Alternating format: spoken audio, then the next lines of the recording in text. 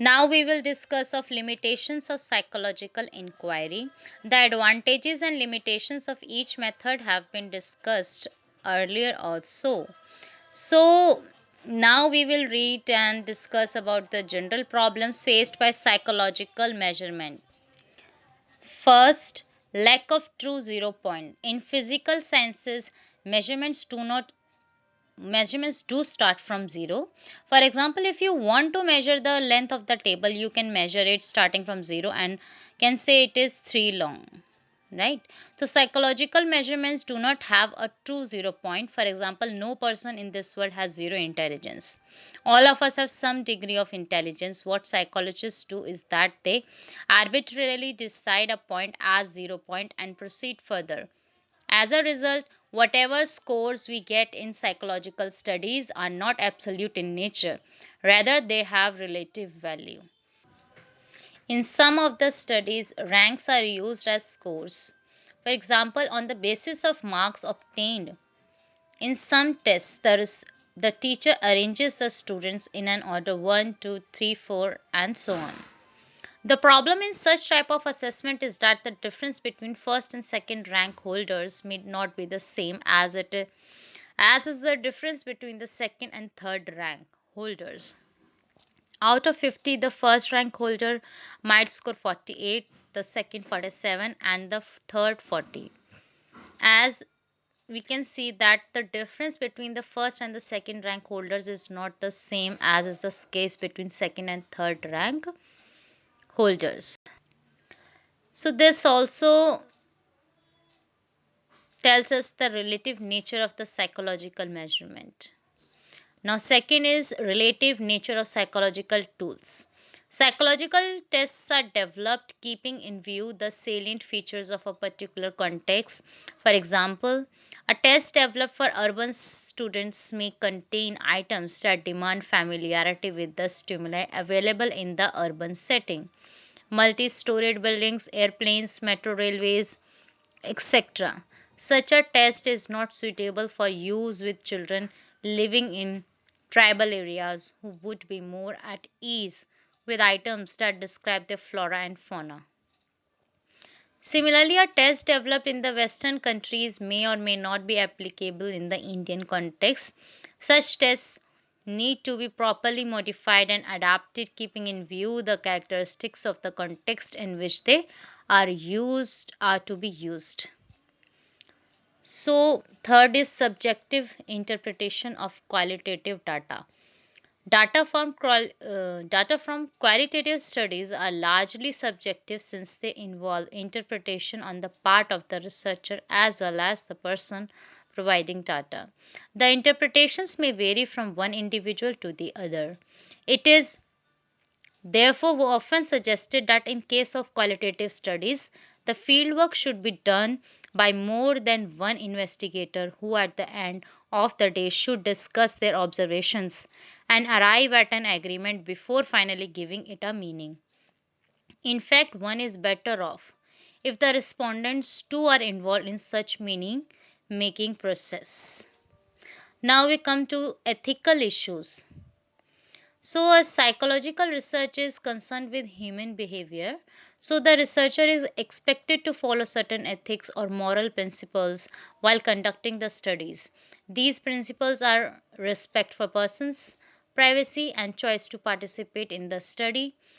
Beneficence or protecting the participants in the study from any harm, and justice or sharing the benefits of research with all participants.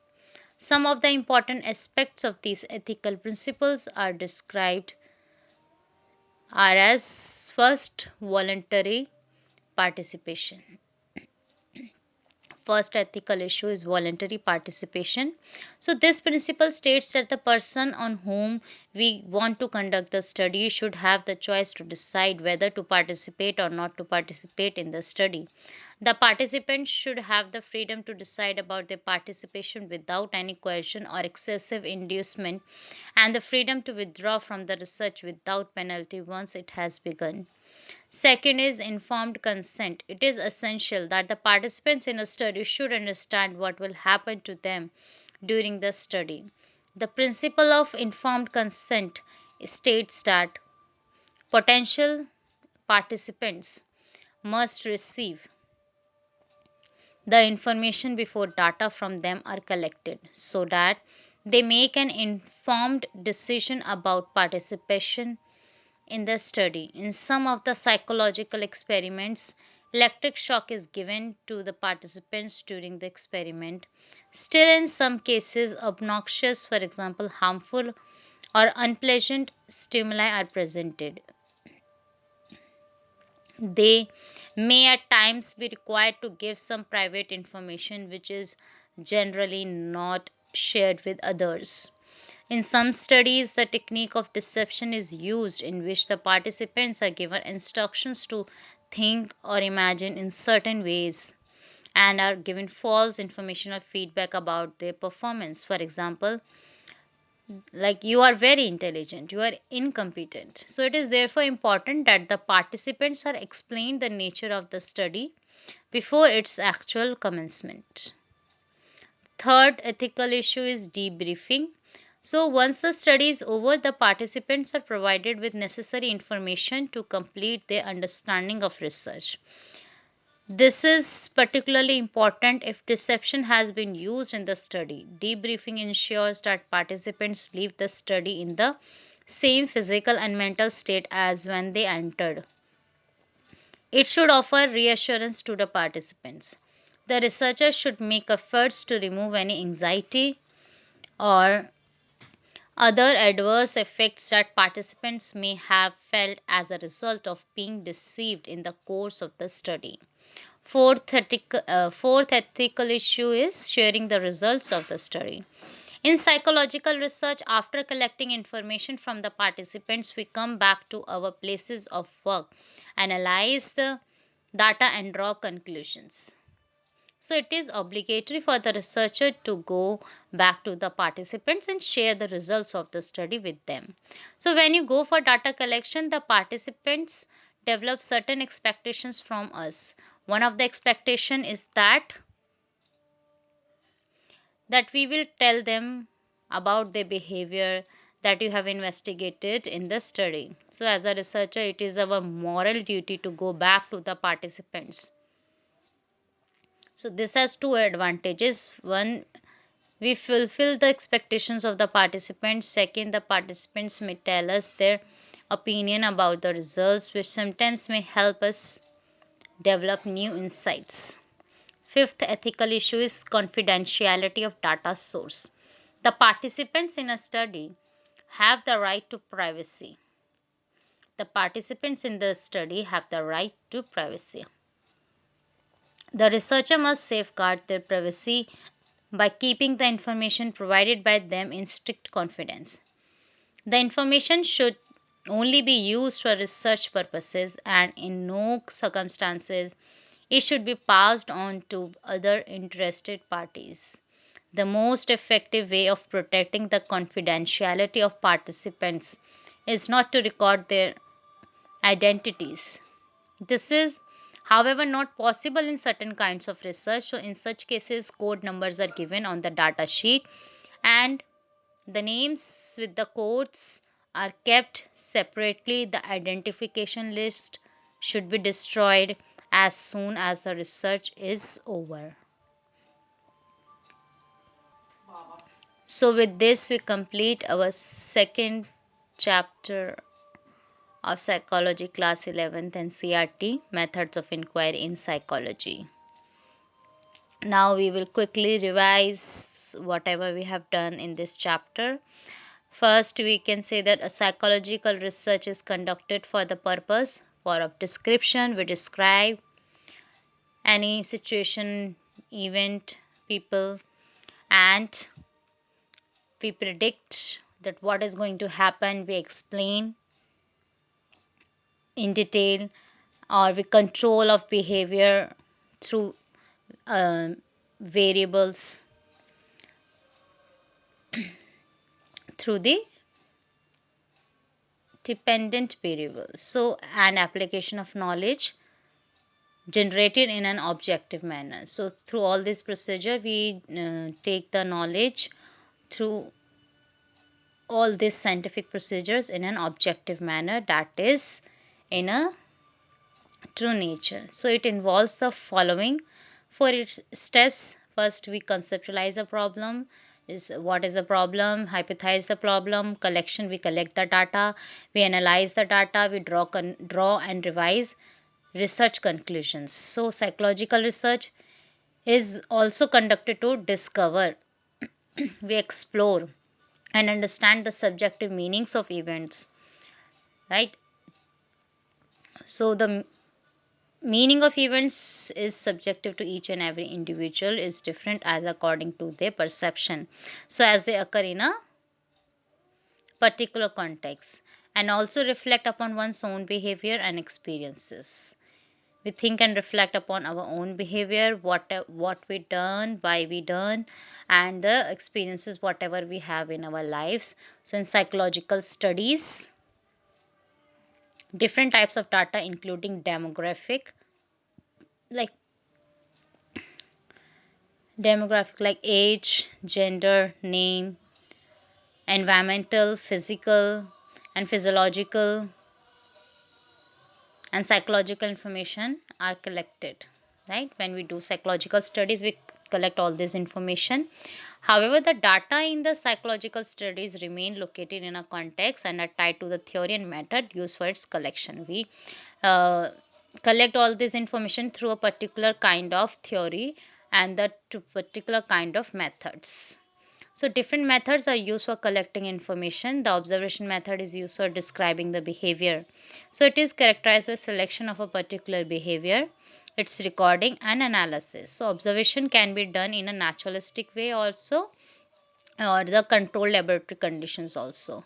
Naturalistic way, the other people don't know the person who is observing and taking record of the events or the situations or the behavior of the individuals, but in control laboratory situations we artificially create the situations, and then we collect the recording of the behavior and collect the data. So this we can say that also participant or non-participant observation also, where the observation taken by the researcher or the individual directly participate in among the one of the group member, or non-participant, that is person observed from distant. Okay, right? So the experimental method helps in establishing cause effect relationship, right? One is the cause, other is the whatever will be the effect of the cause of any situation. So the effect of the presence of independent variable on the dependent variable is studied using experimental and control groups. So the purpose of correlational research is investigating association between variables as well as making predictions. The relationship between two variables can be positive, 0, or negative, and strength of association varies from plus 1.0 through 0.02 minus 1.0. So the focus of survey research is to inform about the existing reality. Surveys can be conducted by using structured and unstructured interviews, mailed questionnaires, and telephone. So, surveys are done on a large scale. We collect the data information to a large population, and we can surveys, less time consuming. We collect the information by various means. We can collect and we can reach to the higher audience and higher population. So, these can be structured, unstructured also. So the psychological tests are standardized and objective instruments which help in knowing one's standing in comparison to others. Tests can be verbal, non-verbal, and performance types, which can be administered individually or to the entire group at a time. So the method of case study gives detailed and in-depth information about a particular case. So in the case study, we take a detailed information about any person, whatever the past and the present, and what will be the person will going to do in further in the future. We take and accordingly we analyze the person or any event or the situation or the people, um, you know, people who will be influenced by that person.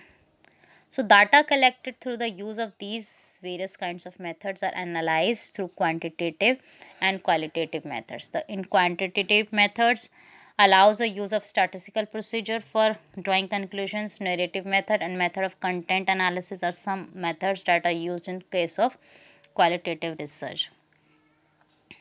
Quantitative method is quantity like numbers, and qualitative we take up the note of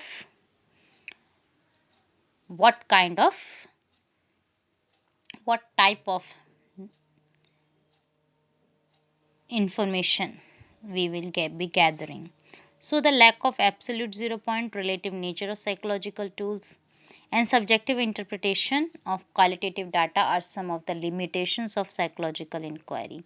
Ethical principles also are there, which we need to follow. Voluntary participation of the subjects, person must be aware and must be voluntarily participating by himself or herself in the research, and their informed consent should be there. We should give the information to the participant who is participating in the research, all the pros and cons, and after the conduction of the research study is done and data is gathered, then we share the results with the participants, and this needs to be done.